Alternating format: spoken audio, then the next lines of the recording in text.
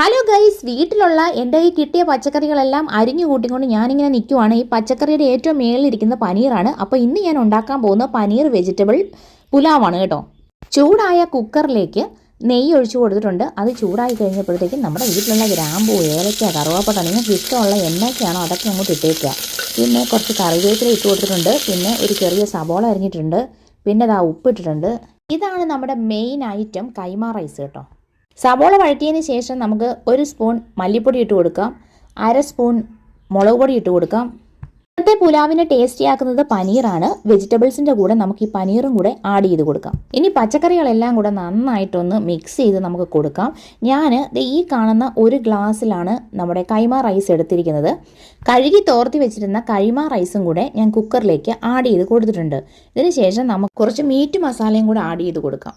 1 glass കൈമ റൈസിന് 2 glass വെള്ളമാണ് നമ്മൾ ഒഴിച്ചു കൊടുക്കുന്നത്. ഫൈനലി ഉപ്പും കൂടെ നോക്കി കുക്കർ ഒന്ന് അടച്ചു വെച്ച് ഒറ്റ വിസിൽ അടിച്ചു കഴിയുമ്പോൾ ഗ്യാസ് ഓഫ് ചെയ്യാം. ഒഴിമ്പ് സമയത്ത് വളരെ സിമ്പിളായിട്ട് ഉണ്ടാക്കാൻ പറ്റിയ ഒരു ഡിഷാണ്. അപ്പോൾ എല്ലാവരും ട്രൈ ചെയ്ത് നോക്കണം. ഇഷ്ടപ്പെട്ടാൽ ലൈക്ക് ചെയ്യാനും കമൻറ്റ് ചെയ്യാനും ഷെയർ ചെയ്യാനും